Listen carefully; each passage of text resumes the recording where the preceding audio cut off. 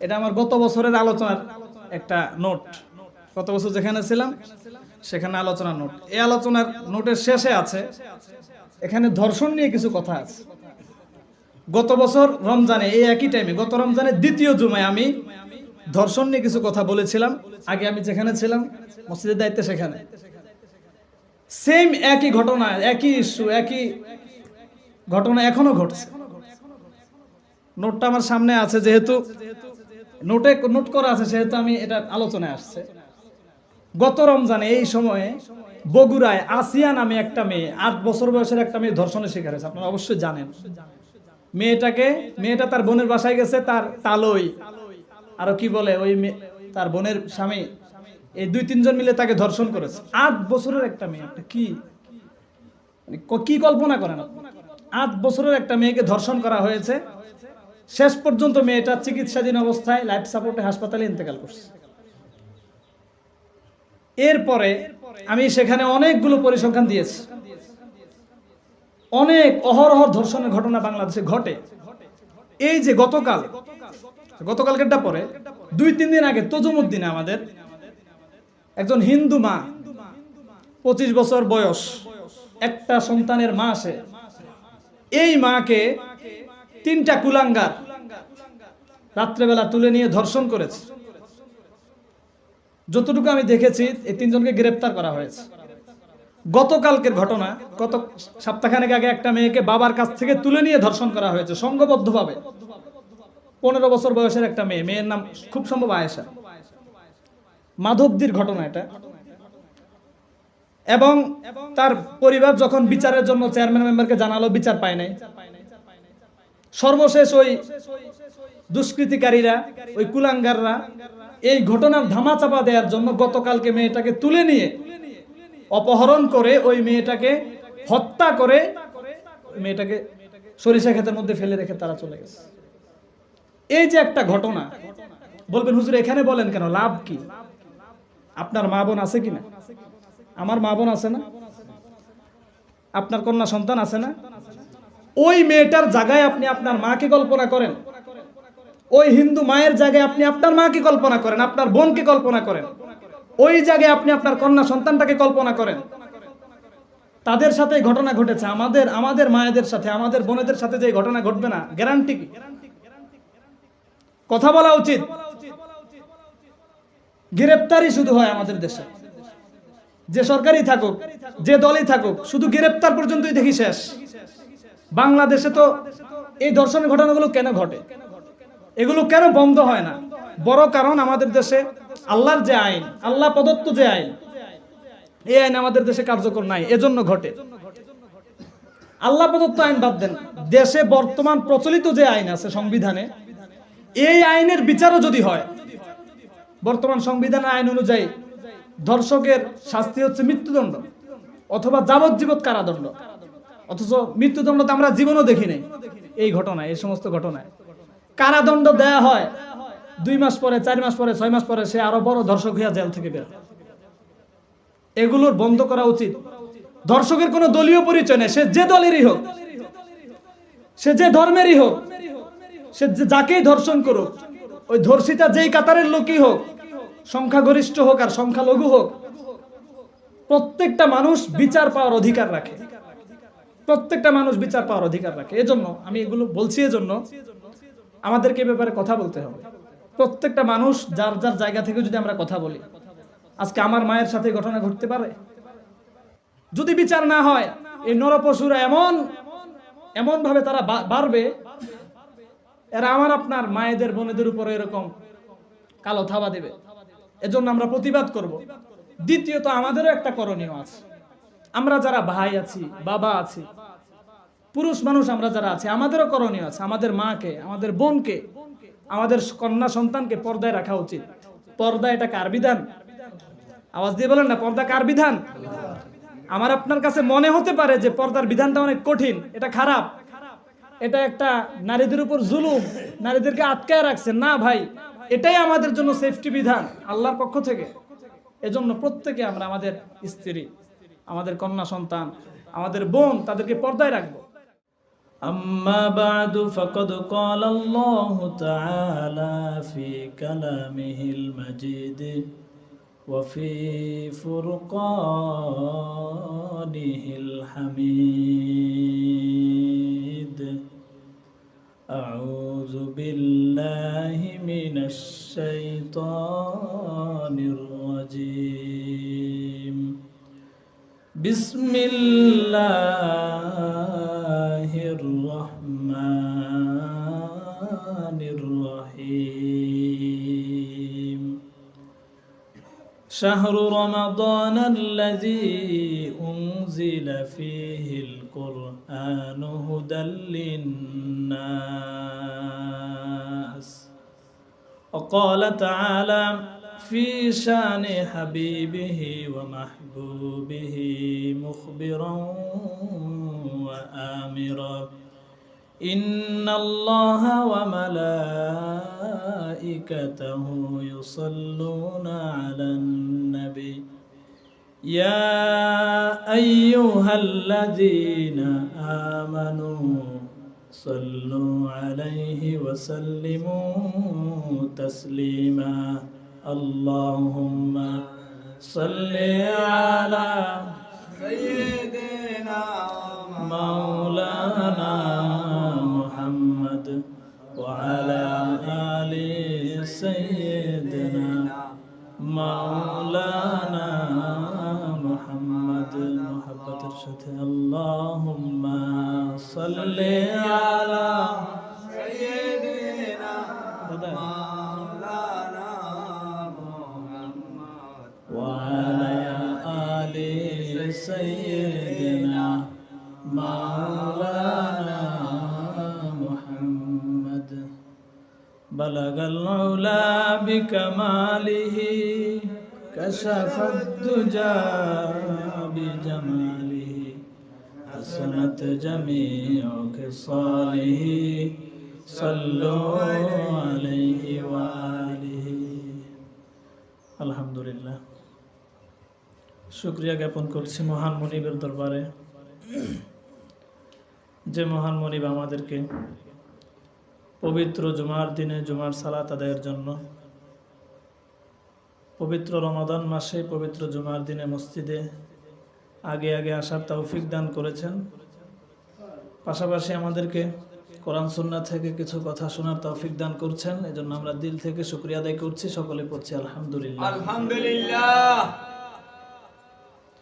দরুদ ও সালাম মানবতার মুক্তির দূত রাহমাতুল্লিল আলামিন নবী মুহাম্মদুর রাসূলুল্লাহ সাল্লাল্লাহু আলাইহি ওয়াসাল্লামের প্রতি। সম্মানিত মুসল্লিয়ানে কেরাম, রমাদান মাস একে একে চলে যাচ্ছে। আজকে কত রমজান? 9। আজকে 9 রমজান যাচ্ছে। তাহলে রমজান মাস কিন্তু ধীরে ধীরে চলে যেতেছে। আমরা টের পাই কি পাই না, কতটুকু কাজে লাগাই কি লাগাই না, এটা আমরাই ভালো জানি। কিন্তু এই যে শ্রেষ্ঠ একটা সময় চলে যাচ্ছে, আবার কখনো আগামী বছর এই রমজান যখন আসবে তখন কি আমরা বেঁচে থাকি কি থাকি না, সুস্থ থাকি কি থাকি না, আমরা জানি না। যেহেতু এই রমজান আল্লাহ তাআলা আমাদেরকে সুস্থতার সাথে কাটাচ্ছেন, সুস্থ রেখেছেন, বেঁচে আছি, হায়াতে রেখেছেন, এজন্য আমরা আমাদের উচিত রমজানকে কাজে লাগানো। কি বলেন? কাজে লাগানো উচিত।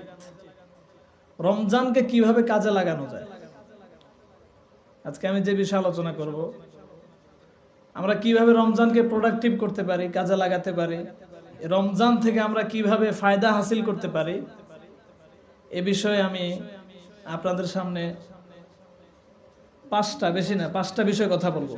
কয়টা বিষয়?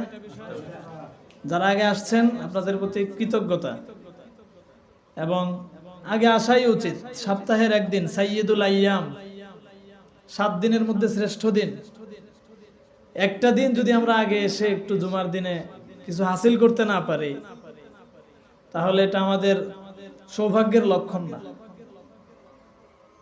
এজন্য আমরা আগে যারা আসতে পেরেছি, আমরা আরেকবার শুকরিয়া আদায় করি, সবাই পড়ি আলহামদুলিল্লাহ। আলহামদুলিল্লাহ। তাহলে আলোচনার বিষয় হচ্ছে রমজানকে প্রোডাক্টিভ করার, রমজানকে ফলপ্রসূ করার পাঁচটা বিষয়। কয়টা বিষয়? পাঁচটা। এক নাম্বার, খেয়াল করে শুনবেন, কে আসে কে যায়, কারা পরে আসে নজর দেওয়ার দরকার নেই, মনোযোগ দিয়ে শুনবেন। এক নাম্বার হচ্ছে, এই রমজানে কিছু মানুষ রোজা রাখবে। কি করবে? রোজা রাখবে, সেহেরি করবে, ইফতারি করবে, তারাবি পড়বে। বাহ্যিক দৃষ্টিতে সে রমজানের হক আদায় করবে, কিন্তু আল্লাহর কাছে তার রোজা কবুল হবে না। রোজা কি হবে না? কবুল হবে না। রোজা রাখবে তারা ঠিক, এই মানুষ কারা? এই কথাটা আমি বলছি না, আল্লাহ নবী সাল্লাল্লাহু আলাইহি সাল্লামের হাদিস থেকে বলছি।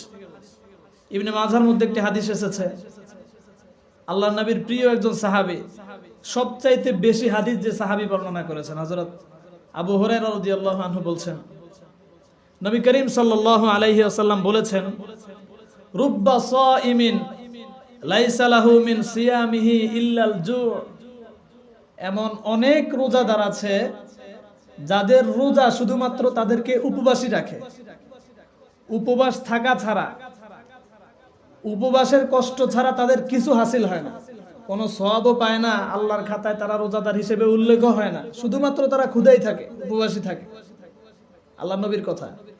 এ মানুষ কারা? এদের বেশি না, আমি দুই ক্যাটাগরির লোক বলবো যাদের রোজা কবুল হয় না।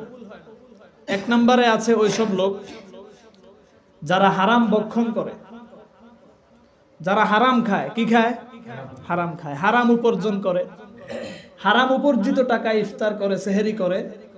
এ মানুষ যতই রোজা রাখুক, এ মানুষের শুধু রোজা না, এই ব্যক্তির নামাজও কবুল হবে না, এই ব্যক্তির দান সদকাও কবুল হবে না। যত শত শত মসজিদ করুক, শত শত মাদ্রাসা করুক, শত শত জনকল্যাণমূলক কাজ করুক, যদি সে হারাম উপার্জন করে, তার ইনকামের সোর্স যদি হারাম হয়, তাহলে তার এই দান, এই ইবাদত বন্দেগী কোনো কিছু আল্লাহর দরবারে কবুল হবে না। এগুলো আমি মুখ থেকে নিজ থেকে বানায়া বলছি না, আল্লাহর নবী সাল্লাল্লাহু আলাইহি ওয়াসাল্লামের হাদিস আপনাদেরকে শোনাই। সহিহ মুসলিম শরীফের মধ্যে আল্লাহর নবীর হাদিস এসেছে, হযরত আবু হুরায়রা থেকে হাদিসটি বর্ণিত হয়েছে। নবীজি বলছেন, ইন্নাল্লাহা তাইয়্যিব লা ইয়াকবালু ইল্লা তাইয়্যিবা। আইয়ুহান নাস, হে লোক সকল তোমরা শোনো, ইন্নাল্লাহা তাইয়্যিব, নিঃসন্দেহে আল্লাহ পবিত্র। নিঃসন্দেহে আল্লাহ কি? আল্লাহ পবিত্র। লা ইয়াকবালু ইল্লা তাইয়্যিবা, পবিত্র জিনিস ছাড়া, পবিত্র জিনিস ছাড়া, পবিত্র মন ছাড়া, পবিত্র শরীর ছাড়া আল্লাহ তাআলা কোনো কিছু কবুল করেন না। যারটা পবিত্র হবে, যার ইবাদত, যে শরীর নিয়ে সে ইবাদত করবে, এই শরীরে, যার শরীরে পবিত্র সম্পদ ঢুকবে, অপবিত্রতার কোনো চিহ্ন থাকবে না, অপবিত্র খেয়ে তার শরীরে কোনো রক্ত মাংস হবে না, পবিত্র যে খাবে, এই পবিত্র আমল যে করবে পবিত্র দেহ নিয়ে, তার ইবাদত আল্লাহর কাছে কবুল হবে। অপবিত্র কোনটা কবুল হবে না। পবিত্র ছাড়া কিছু আল্লাহ কবুল করবেন না। এর পরের অংশে নবীজি বলছেন, ওয়া ইন্নাল্লাহা আমারাল মুমিনিনা বিমা আমারা ওয়া ইন্নাল্লাহা আমারাল মুমিনিনা বিমা আমারা বিহিল মুরসালিন। আল্লাহ তাআলা নবীদেরকে যে আদেশ করেছেন, মুমিন যারা, যারা আল্লাহর উপর ঈমান এনেছে, নবীদেরকে যারা অনুসরণ করে, তাদেরকেও একই আদেশ করেছেন। নবীদেরকে আল্লাহ তাআলা কি আদেশ করেছেন? কোরআনুল কারীমে, হাদিসের মধ্যে নবীজি আয়াত তেলাওয়াত করেছেন। নবীজি বলছেন, ইয়া আইয়ুহার রাসূলু কুলু মিনাত তাইয়্যিবাতি ওয়া'মালু সলিহা ইন্নী বিমা তা'মালুনা আলিম। আল্লাহ তার নবীদেরকে বলছেন, পৃথিবীর শ্রেষ্ঠ মানুষ যারা, আল্লাহর মনোনীত নবী যারা, যাদেরকে আল্লাহ পৃথিবীতে পাঠিয়েছেন মানব জাতিকে আল্লাহর পথ দেখাবার জন্য, সেই নবীদেরকে আল্লাহ তাআলা বলছেন, ইয়া আইয়ুহার রাসূল, হে রাসূলেরা আপনারা শুনে রাখেন, কুলু মিনাত তাইয়্যিবাত, পবিত্র উত্তম খাবার গ্রহণ করেন, পবিত্র জিনিস গ্রহণ করেন, পবিত্র জিনিস থেকে খান, ওয়া'মালু সলিহা, এরপরে আমলে সলেহ করেন। আল্লাহর বলার ধরনটা খেয়াল করেন। আল্লাহ আগে বলছেন পবিত্র খাবার খাও, নবীদেরকে বলছেন, এরপরে বলছেন নেক আমল করেন। আগে পবিত্র খাইতে বলছেন, এরপরে নেক আমল করতে বলছেন। মানে কি? আপনার খাবার যদি ঠিক থাকে, আপনার ইবাদতটাও ঠিক থাকবে। খাবারের মধ্যে যদি হারাম থাকে, অপবিত্র খাবার যদি আপনি খান, অপবিত্র বলতে প্রসাব পায়খানার কথা বলছি না, অপবিত্র মানে হারাম, যেটা আল্লাহ হারাম করেছেন আপনার জন্য, সুদ, ঘুষ, চাঁদাবাজি, অন্যের জমি দখল করা, চুরি করা সম্পদ, ডাকাতি করা সম্পদ, এগুলো এই অপবিত্র যে খায়, এটা আল্লাহর কাছে অ্যাকসেপ্টেড হবে না। যারা পবিত্র খাবে, নবীদেরকে আল্লাহ বলছেন আপনারা পবিত্র জিনিস খান, এরপরে আমলে সলেহ করেন, নেক আমল করেন। ইন্নী বিমা তা'মালুনা আলিম, আপনারা যা করেন এটা আমি আল্লাহ জানি। এরপরে আল্লাহ তাআলা মুমিনদেরকে একই আদেশ করছেন। নবীজি এরপর আয়াত তেলাওয়াত করছেন, ইয়া আইয়ুহাল্লাযীনা আমানু কুলু মিন তাইয়্যিবাতি মা রাযাকনাকুম। নবীদেরকে যে আদেশ করেছেন সেম একই আদেশ আল্লাহ তাআলা মুমিনদেরকে করছেন। হে ঈমানদার বান্দারা, কুলু মিন তাইয়্যিবাতি মা রাযাকনাকুম, তোমাদেরকে আমি আল্লাহ যে রিজিক দিয়েছি, তোমাদেরকে আমি আল্লাহ যে জীবন উপকরণ দিয়েছি, সেখান থেকে তোমরা পবিত্র জিনিস গ্রহণ করো, পবিত্র জিনিস খাও। তার মানে পবিত্র জিনিস খাওয়ার আদেশ আল্লাহ তাআলা আমাদেরকে করেছেন। এই হাদিসের শেষ অংশে এই পর্যায়ে আল্লাহর নবী একজন ব্যক্তির এক্সাম্পল টেনেছেন। আল্লাহর নবী একজন ব্যক্তির উদাহরণ দিয়েছেন হাদিসের মধ্যে, ভালো করে শুনেন।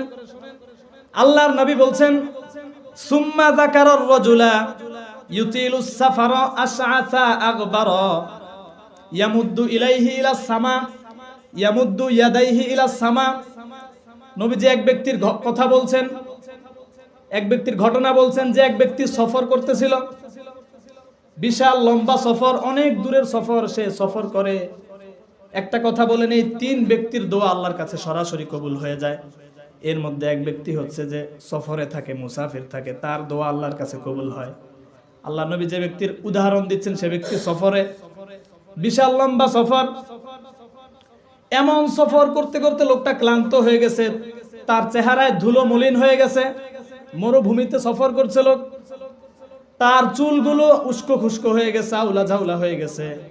এই লোক বিশাল বড় একটা সফরে আছে। ইয়ামুদ্দু ইয়াদাইহি ইলাস সামা, দুইটা হাত আসমানের দিকে তুলছে ওই লোক। ইয়া রাব্বি ইয়া রাব্বি ইয়া রাব্বি ইয়া রাব্বি, হে রব আমাকে এটা দাও সেটা দাও, এগুলো বলে বলে সে দোয়া করছে। আল্লাহর নবী বলছেন, ওয়া মাতআমুহু হারাম ওয়া মাশরাবুহু হারাম ওয়া মালবাসুহু হারাম ওয়া গুযিয়া বিল হারাম।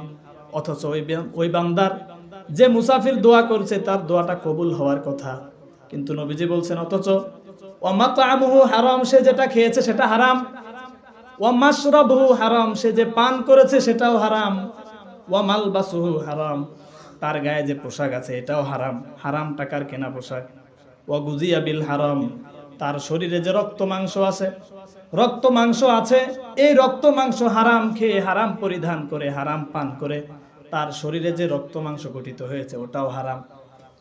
ফান্না ইউস্তাজাবু লিযালিকা, সুতরাং কিভাবে তার দোয়া কবুল করা হবে? আল্লাহর তো এত ঠেকা পড়ে নাই, আপনার হারাম খাওয়া জিনিস, নাপাক জিনিস আল্লাহ কবুল করবেন, এই ঠেকা আল্লাহর পড়ে নাই। হাদিস বলার উদ্দেশ্য হচ্ছে যারা হারামের সাথে জড়িত থাকে তাদের শুধু রোজা না, তাদের কোনো ইবাদত আল্লাহর কাছে কবুল হয় না। এজন্য এই বিষয়টা খুবই সাবধান থাকতে হবে। আমার ইনকামের মধ্যে একটা পয়সা যেন হারাম ঢুকে না যায়। আমি যদি ব্যবসা করি, আমার ব্যবসায় যেন আমি ভেজাল না দিই, আমি যেন আমার কাস্টমারকে না ঠকাই, আমি যদি শ্রমিক হয়ে থাকি, যার কাজ করব তার কাজে যেন আমি ফাঁকি না দেই, আমি যেন আরেকজনের আইল না ঠেলি। এই বিষয়গুলো খুবই খেয়াল রাখার বিষয়। কিছু হারাম ঢুকে গেলে আপনার শরীরে হারাম ঢুকবে, আপনার পরিবারের সদস্যদের শরীরে হারাম ঢুকবে, আপনার ইবাদত বন্দেগী আল্লাহর কাছে কবুল হবে না। তাহলে এক নম্বরে যে গ্রুপ যাদের রোজা কবুল হবে না, যারা হারাম খাবে, হারাম যে খাবে তাদের ব্যাপারে আল্লাহ নবীর আরো কঠিন বার্তা আছে। নবীজি বলছেন, বাইহাকির হাদিস, লা ইয়াদখুলুল জান্নাতা জাসাদুন গুযিয়া বিল হারাম, হারাম ভক্ষণকারীর শরীর, হারাম খেয়ে হারাম পরে যে শরীরে রক্ত মাংস আসবে, ওই শরীর কোনোদিন আল্লাহর জান্নাতে প্রবেশ করবে না। কত ভয়াবহ কথা! হারাম যে খাবে, হারাম যে পড়বে, ওই শরীর কোনোদিন আল্লাহর জান্নাতে প্রবেশ করবে না। এজন্য হারাম থেকে বেঁচে থাকতে হবে। তাহলে এক নম্বরে যাদের রোজা কবুল হবে না, এরা যারা হারাম খায় এই পার্টি। দুই নাম্বার, যারা শুধু পেটের রোজা রাখে, খাবার থেকে পেটকে বাঁচায় রাখে, কিন্তু শরীরের অন্যান্য যে অঙ্গ প্রত্যঙ্গ আছে, হাত পা চোখ মুখ কান, এগুলোকে গুনাহ থেকে বাঁচায় না। না খেয়ে আছে ঠিক, কিন্তু সে মুখ দিয়ে ফাহিশা কথা বলে। সহজে বোঝার জন্য বলি, হাত দিয়ে সে খারাপ কাজ করে, গুনাহের কাজ করে, শরীরের অন্যান্য অঙ্গ প্রত্যঙ্গ দিয়ে যাবতীয় গুনাহের কাজ করে, অথচ সে রোজাদার, তার রোজাও হচ্ছে না। আল্লাহর নবীর হাদিস থেকে শুনেন, আমি কিন্তু প্রত্যেকটা পয়েন্টটা আয়াত বলবো, হাদিস বলবো, আয়াত অথবা হাদিস পাবেন আপনারা মিলিয়ে নেবেন।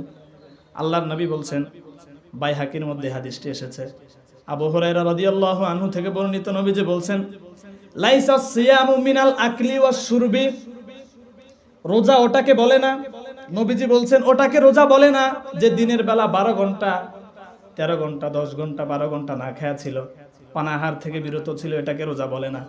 রোজা কাকে বলে? নবীজি বলছেন, ইন্নামাস সিয়ামু মিনাল লাগউই ওয়ার রাফাসি, রোজা হচ্ছে সেটা যে নিজেকে সকল প্রকার ফাহেসা কাজ থেকে, ফাহেসা কথা থেকে, সকল প্রকার গুনাহের কাজ থেকে যে নিজেকে বিরত রাখে, আর যে সিয়াম সাধনা করে, এটাকেই বলে প্রকৃত অর্থে রোজা।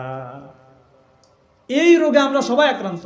এরপরে আল্লাহ নবী বলছেন, ফাইন সাব্বাকা আহাদুন আও জাহিলা, সুতরাং তোমার সাথে যদি কোনো ব্যক্তি মূর্খতা সুলভ আচরণ করে, ফাইন সাব্বাকা, তোমাকে যদি গালি দেয়, আও জাহিলা, মূর্খের মতো কথা বলে, তোমার সাথে ঝগড়া করতে চায়, তোমার পায়ে পাড়া দিয়ে তর্ক করতে চায়।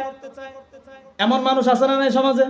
আছে, ঘুরে ঘুরে আছে, তর্ক করতে চাইবে, আপনার তর্কের প্রতি উদ্বুদ্ধ করবে। যদি এমন কেউ আসে, নবীজি বলছেন, ফাকুল ইন্নী সাইম, তুমি তাকে বলে দাও, আমি রোজাদার, আমি তোমার সাথে তর্কে জড়াতে পারবো না।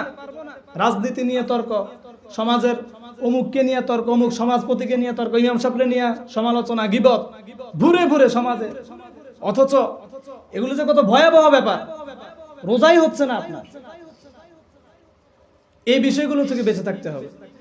আমরা অথচ রোজার দিনে সময় কাটানোর মাধ্যম বানাই, এগুলাকে গল্প করে সময় কাটাই, কোনো কাম কাজ নাই। মুরব্বীরা বেয়াদবি নিয়েন না, এটাকেই মাধ্যম বানায় নিস, কোনো কাম কাজ নাই। কি করে?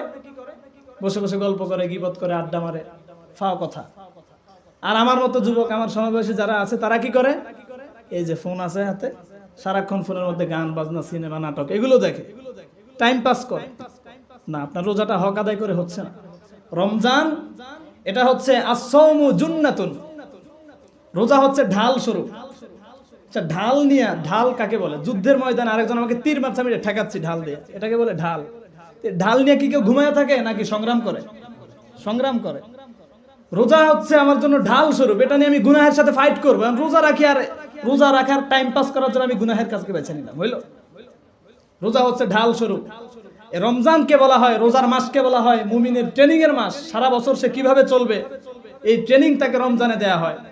ট্রেনিং এর সময় আমরা যদি অবহেলা করি, তাহলে আমার ট্রেনিংটা, প্রশিক্ষণটা ভালোভাবে হয় না, বাকি 11টা মাস আমি ভালো চলতে পারবো না। তাহলে প্রশিক্ষণের সময় যে যত ভালোভাবে প্রশিক্ষণ করবে, যুদ্ধ তার জন্য তত সহজ হবে। প্রশিক্ষণ যত মজবুত, যুদ্ধ তত কি সহজ। আর প্রশিক্ষণ যত হেলায় খেলায় কাটাইবেন, প্রশিক্ষণ যত নরমাল, যুদ্ধে আপনার পরাজয়ের আশঙ্কা সবচেয়ে বেশি। এজন্য রমজান মাসকে আমাদেরকে প্রতিটা মুহূর্ত কাজে লাগাতে হবে। তাহলে 2 নাম্বার ক্যাটাগরি কারা? যারা শুধু পেটের রোজা রাখে আর শরীরে যত অঙ্গ প্রত্যঙ্গ আছে সব দিয়ে গুনাহ করে, এদের রোজাও রোজা না আল্লাহ নবীর ভাষা।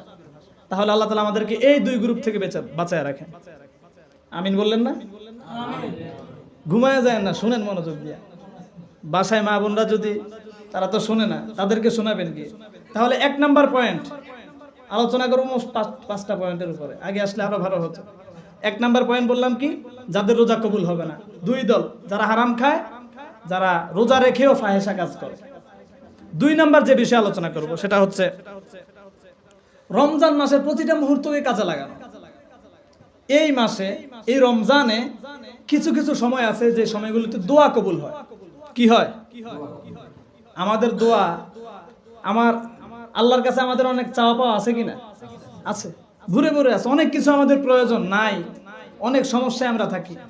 রমজানে কিছু মুহূর্ত আছে, এই মুহূর্তগুলোতে দোয়া কবুল হয়। এই সময়গুলো কাজে লাগাতে পারি, খুবই সহজ, খুব কষ্ট করতে হয় না।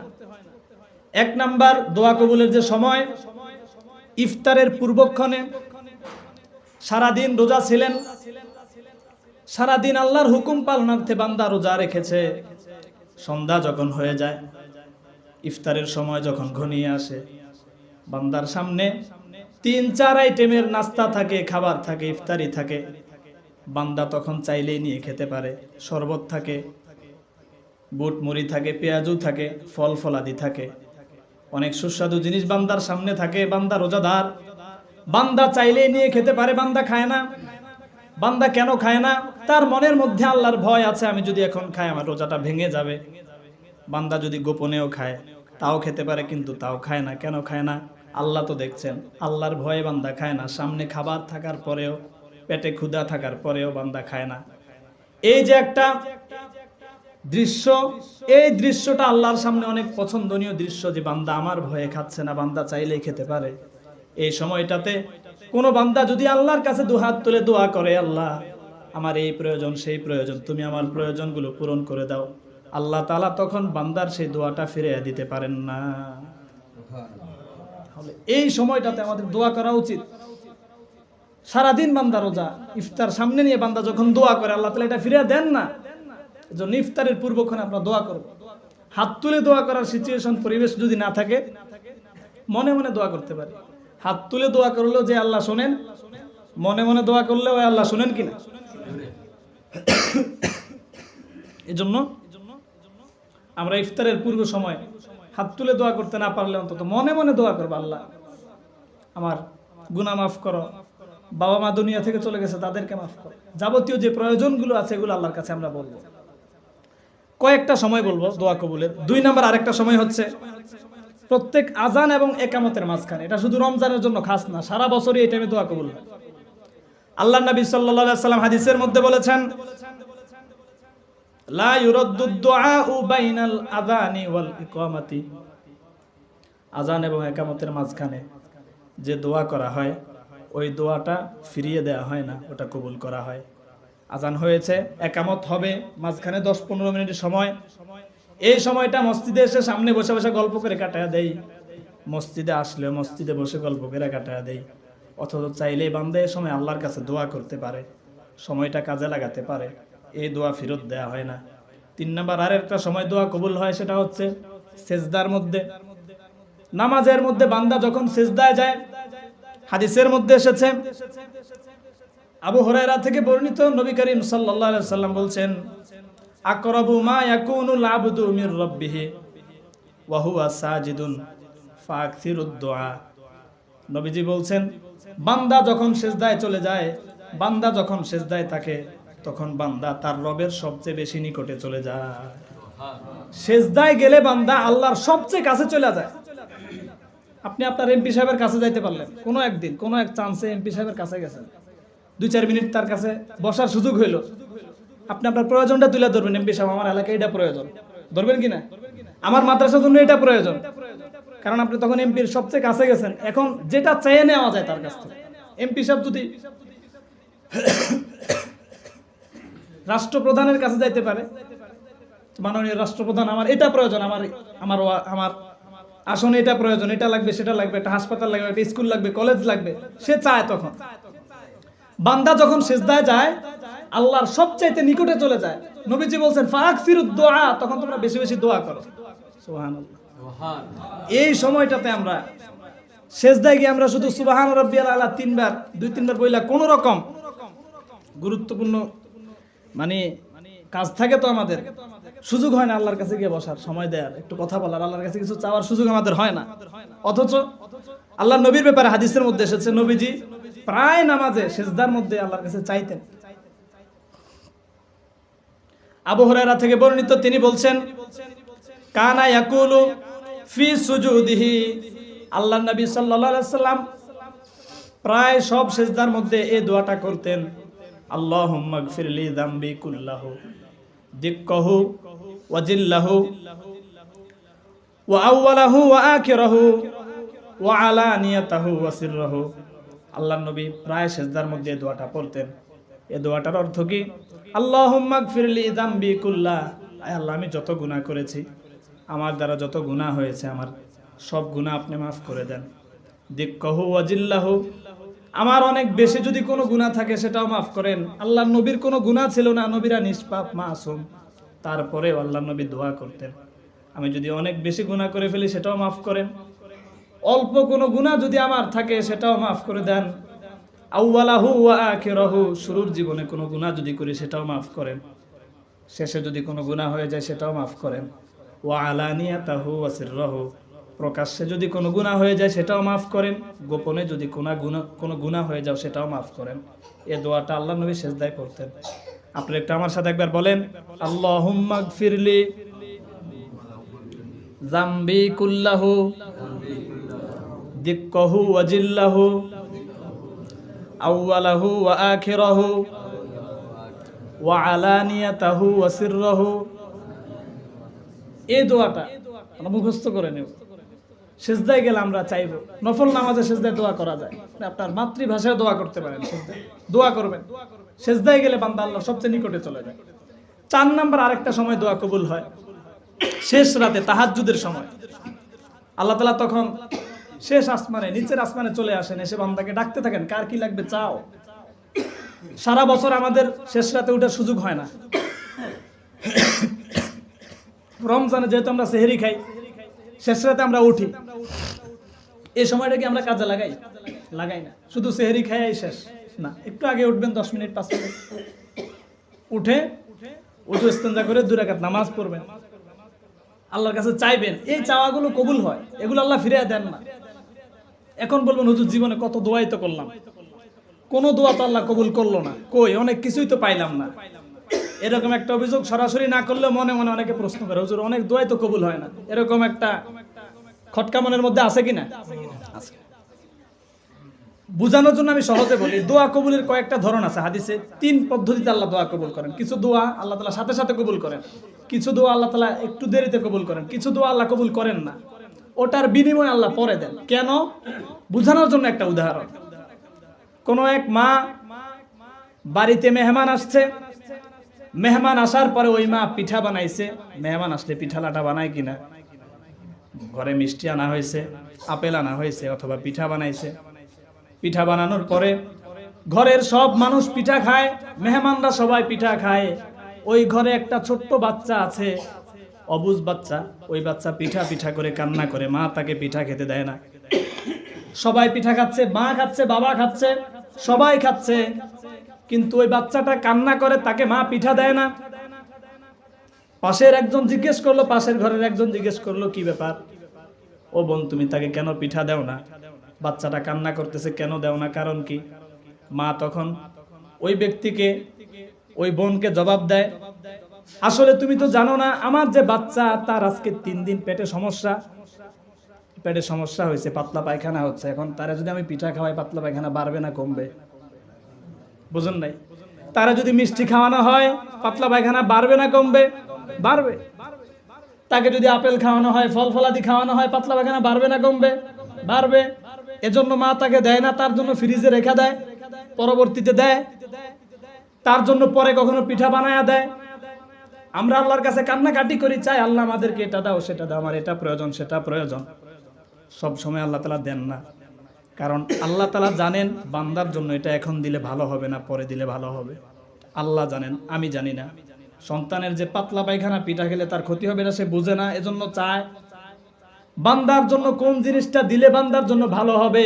বান্দা মনে করে আল্লাহ আমার এখন প্রয়োজন, এখন দিয়ে দাও, কিন্তু আল্লাহর এলেমে আছে এটা যদি আমি আমার বান্দাকে এখন দিই, বান্দার জন্য ক্ষতি হবে, পরে দিলে উপকার হবে, না দিলে হয়তো উপকার হবে, সেজন্য আল্লাহ দেন না। কিন্তু দোয়া করলে দোয়াগুলো বিফলে যায় না, কবুল হচ্ছে, না হলে পরে হচ্ছে। যে দোয়াগুলো কবুল হচ্ছে না, কিয়ামতের দিন যখন আপনি বিপদে আটকে যাবেন, গুনাহ আপনার উপস্থিত হবে সামনে, তখন আল্লাহ তাআলা আপনার এই দোয়াগুলোর বিনিময়ে আপনাকে পার করে দিবেন।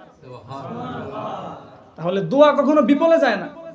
এজন্য এই সময়গুলো আমরা কাজে লাগাবো, সময় পেলে দোয়া করবো আল্লাহর কাছে, চাইতে লজ্জা নাই।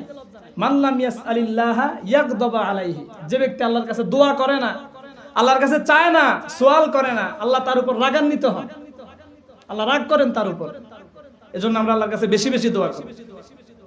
তাহলে এই সময়গুলো রমজান আমরা কাজে লাগাবো। 3 নাম্বার যে বিষয়ে কথা বলতে চাই, সংক্ষেপে শেষ করছি, সেটা হচ্ছে রমজানে বিশেষ কিছু আমল আছে, এগুলো আমরা ছাড়বো না। আল্লাহ নবী ছাড়তেন না সারা জীবনে এই আমলগুলো।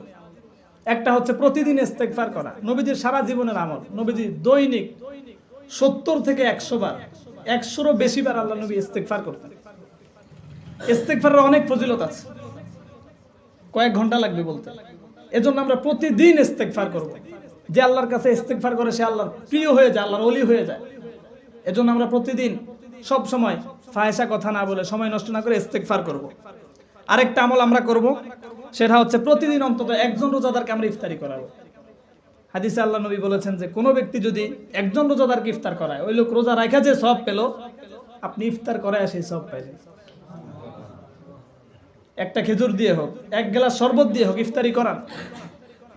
একজন রোজাদারকে অন্তত ইফতার করাবেন। এই সুযোগ রমজান ছাড়া পাবেন না। রমজান ছাড়া তো মানুষ রোজা রাখে না সচরাচর, আপনি পাবেন কি এই সুযোগ? এই জন্য যেহেতু সুযোগটা আসছে, ইফতার করাবেন, অল্প কিছু দিয়ে হলো পাঠিয়ে দিবেন পাশের ঘরে।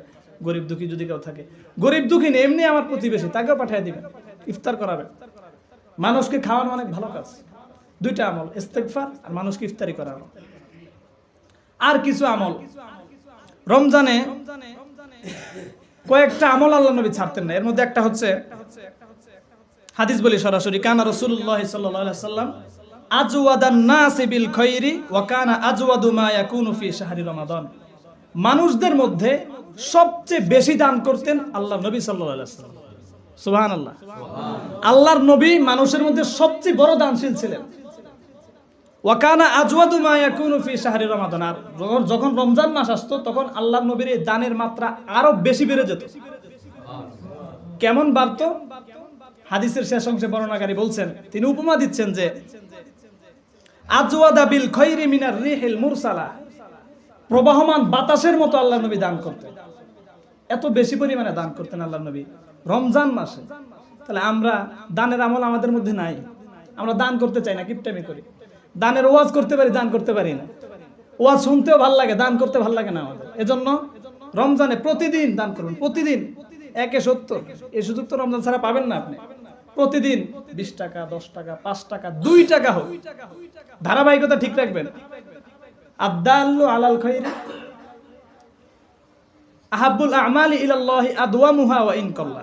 নবীজি বলছেন, ওই আমল আল্লাহর কাছে প্রিয় যে আমল কন্টিনিউ করা হয়, যদিও সেটা অল্প হয়।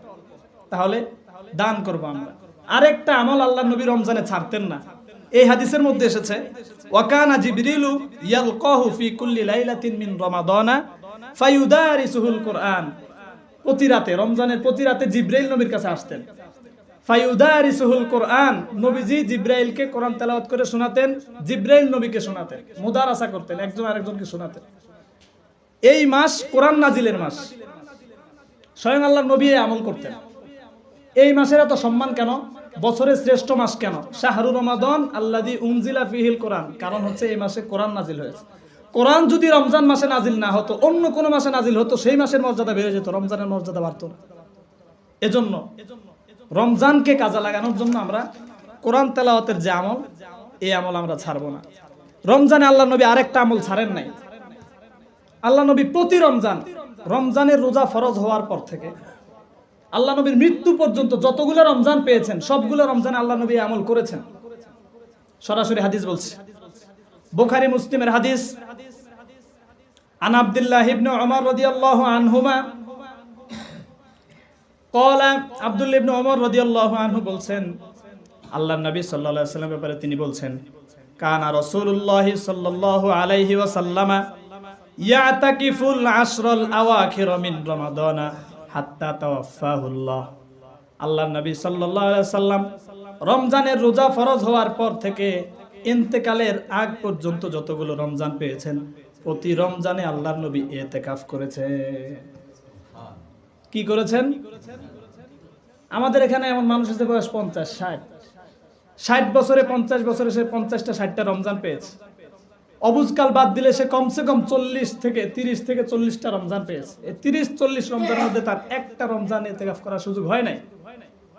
সংসারের ঝামেলা, ব্যবসা বাণিজ্য, ক্ষেত খামার, আল্লাহর নবীর কি এগুলো ছিল না? আল্লাহর নবী মদিনার রাষ্ট্রের প্রেসিডেন্ট তখন। আল্লাহর নবী মদিনার রাষ্ট্রপ্রধান ছিলেন। আল্লাহর নবীর সংসার একটা ছিল না, আপনার তো একজন বউ। আল্লাহর নবীর একাধিক স্ত্রী ছিল, একাধিক সংসার ছিল। ওই নবীর ব্যবসা বাণিজ্য ছিল। আল্লাহর নবী সব স্যাক্রিফাইস করে রমজানে রোজা রাখতে পেরেছেন। 1 বছর 2 বছর না, ইন্তেকালের আগে তিনি যতগুলো রমজান পেয়েছেন রোজা ফরজ হওয়ার পর থেকে, সব রমজান। তাহলে এই আমলটা আমরা কি, আমাদের কি ছাড়া উচিত? উচিত না। চেষ্টা করবো আমরা। কি করি আমরা? কেউ ইতিকাফে বসে না। বুড়ো একজন অচল বয়োবৃদ্ধ চলতে পারে না, তারা এনে বসায় দেয়। মাস শেষে তারা ভাড়া দেয়। এই ভাড়া দেয় ইতিকাফ আদায় হবে না। এলাকাবাসীর এতেকাফও হবে না, যে বসবে ট্রেজুরি নিয়ে তারও হবে না। ফতোয়ার কিতাব থেকে আপনারা জেনে নিয়েন, মুফতি সাহেবদের কাছ থেকে জেনে নিয়েন, হবে না। এজন্য ভাড়াটিয়া এতেকাফ বসাইবেন না, নিজে বসবেন, প্রত্যেকে নিজে বসার চেষ্টা করবেন। আল্লাহ তাআলা আমাদেরকে আমলের তৌফিক দান করেন। 5 নাম্বার এবং সর্বশেষ যে বিষয় বলতে চাই সেটা হচ্ছে 5 নাম্বার 4 নাম্বার, 3টা বলছে হবে। 4 নাম্বার হচ্ছে রমজানে আমাদের মা বোন আছে, আমরাও রোজা রাখি, মা বোনরাও রোজা রাখি। আমরা অনেক সময় ফ্রি থাকি, কাজকর্ম আমাদের থাকে না, মা বোনরা ঠিকই ঘরের কাজ প্রতিদিন করতে হয়। মা বোনদের কাজে সহযোগিতা করা, তারাও রোজাদার। অনেক ক্ষেত্রে এমনও হয় পুরুষ মানুষ রোজাদার না, মা বোনরা ঠিকই রোজা রাখে। এজন্য তাদের উপর বেশি চাপাচাপি না করা, তাদেরকে সহায়তা করা, তাদের কাজে সহায়তা করা, এটা অনেক বড় একটা সওয়াবের কাজ। আল্লাহর নবী মা বোনদের কাজে সহযোগিতা করতেন বাসায় এসে, আমরা এটা করব। সর্বশেষ 5 নাম্বার, সর্বশেষ হচ্ছে রমজানে, এটা খুব মনোযোগ দিয়ে শোনেন, রমজান কেন্দ্রিক কুপ্রথা, এটা রমজান কেন্দ্রিক গুনাহ, রমজান কেন্দ্রিক জুলুম। রমজানে শ্বশুর বাড়ি থেকে, ছেলে পক্ষ মেয়ে পক্ষ থেকে ইফতারের নামে ভিক্ষা প্রথা বন্ধ করা উচিত আমাদের। খারাপ লাগতে পারে, পছন্দ না হতে পারে কথা। আপনি বিবাহ করেছেন, যে বাবা তার মেয়ে আপনার কাছে বিবাহ দিয়েছে, জন্মের পর থেকে বাবা তার এই কন্যা সন্তানটাকে হৃদয় নিংড়ানো ভালোবাসা দিয়ে বড় করেছে। এই কন্যা সন্তানকে বাবা নিজে ভালো না খেয়ে, ভালো না পড়ে তাকে ভালো খাওয়িয়েছে, ভালো পড়িয়েছে, পড়াশোনা করিয়েছে। বড় হওয়ার পরে, যোগ্য হওয়ার পরে মেয়েটাকে আপনার হাতে তুলে দিল।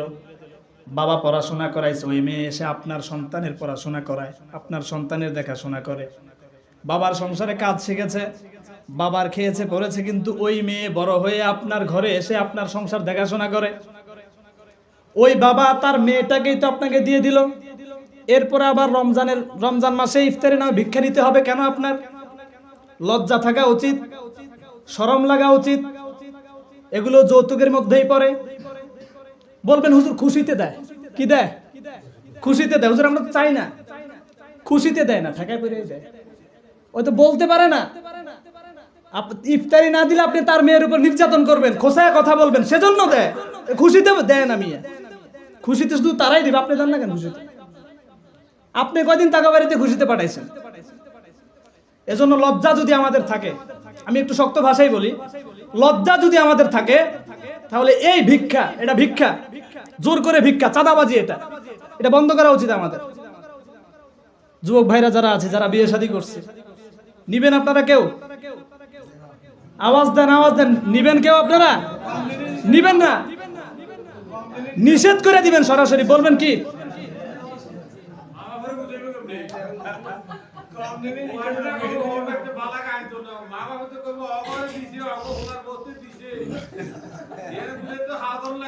নিষেধ করে দিবেন, যে বলবেন যদি কিছু দেন। শোনেন, আমি শিখিয়ে দেই। আপনি বলবেন যে আব্বাজান, আম্মাজান, শাশুড়ি আব্বা, কি শ্বশুর আব্বা, শাশুড়ি আম্মা, যা বলেন, বলবেন যে আমার বাড়িতে কিছু পাঠাইবেন না। যদি কিছু পাঠান আমি কষ্ট পাবো। কি বলবেন? কিছু দিলে আমি কষ্ট পাবো, এটা বলে দিবেন। আর যদি দেয় আপনিও দিবেন তাদেরকে, আপনি আগে পাঠাইবেন পারলে, এটা নিবেন না আপনারা। আচ্ছা, তাহলে 5টা বিষয় আমার শেষ আলোচনা। 1 নম্বরে বলেছিলাম রমজানে কিছু মানুষের রোজা কবুল হবে না। 2 নম্বরে বলেছিলাম কিছু আমল আমাদের করা উচিত, কিছু আমল আমাদেরকে করতে হবে, কিছু আমল থেকে বিরত থাকতে হবে, কিছু কাজ থেকে, ফায়সা কাজ থেকে। এরপরে বলেছি রমজানে মা বোনদের কাজে সাহায্য সহযোগিতা করতে হবে, ইফতারির নামে ভিক্ষা প্রথা বন্ধ করতে হবে। সর্বশেষ একটা কথা আমি আপনাদেরকে বলতে চাই, সেটা হচ্ছে সমসাময়িক একটা বিষয়। এই আমার সামনে যে কাগজটা দেখেন, এটা আমার গত বছরের আলোচনার একটা নোট। গত বছর যেখানে ছিলাম সেখানে আলোচনার নোট। এই আলোচনার নোটের শেষে আছে, এখানে ধর্ষণ নিয়ে কিছু কথা আছে।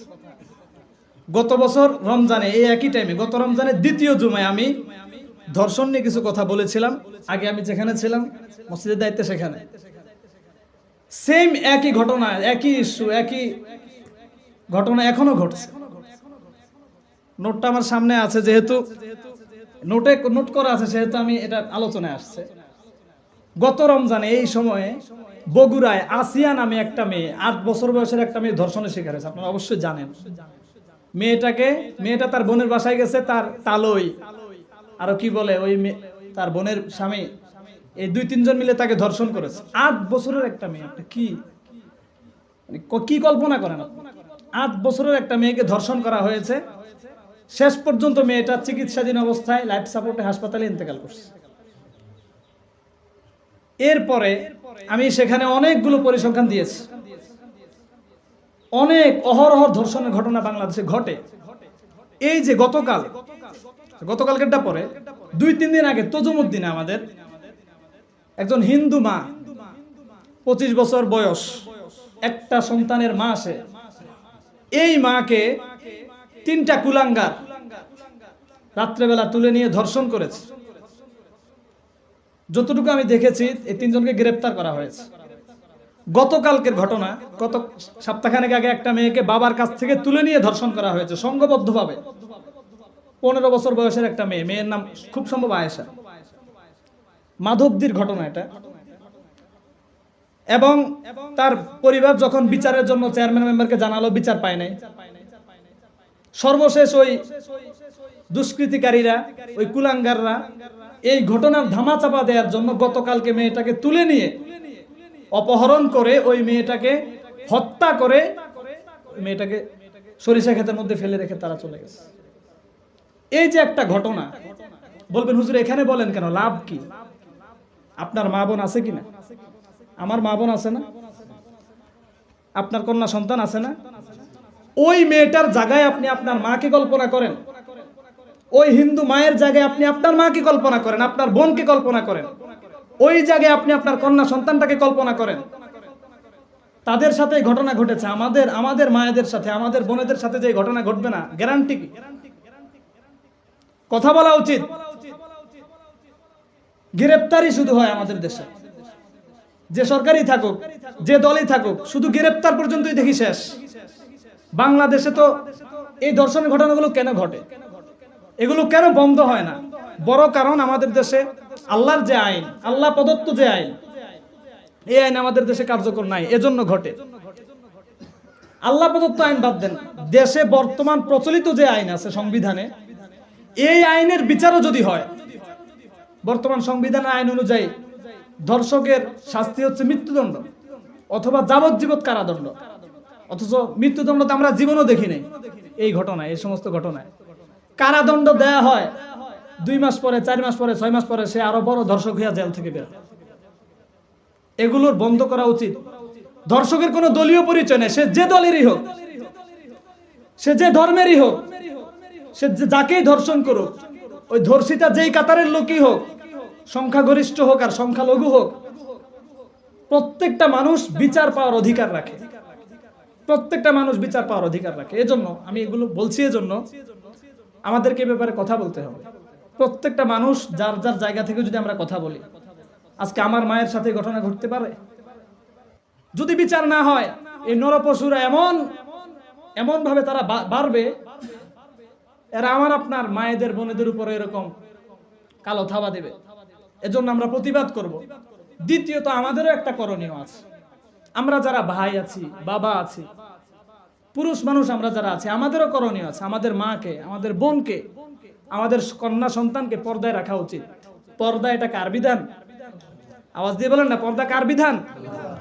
আমার আপনার কাছে মনে হতে পারে যে পর্দার বিধানটা অনেক কঠিন, এটা খারাপ, এটা একটা নারীদের উপর জুলুম, নারীদেরকে আটকায় রাখছে। না ভাই, এটাই আমাদের জন্য সেফটি বিধান আল্লাহর পক্ষ থেকে। এজন্য প্রত্যেকে আমরা আমাদের স্ত্রী, আমাদের কন্যা সন্তান, আমাদের বোন, তাদেরকে পর্দায় রাখবো। আল্লাহ তাআলা আমাদেরকে, যতটুকু কথা আমি সময় নিতাম না, সময় নিছে যেহেতু রমজান মাস, খাওয়া দাওয়ার চ্যাপ্টার তো নাই আমাদের আর, এজন্য আমি একটু সময় নিলাম। যতটুকু কথা বলেছি আল্লাহ তাআলা আমাদেরকে আমল করার তৌফিক দান করে। আমরা যারা সুন্নত নামাজ পড়ি নাই, 4 রাকাত কাবলা জমা পড়ে নেই।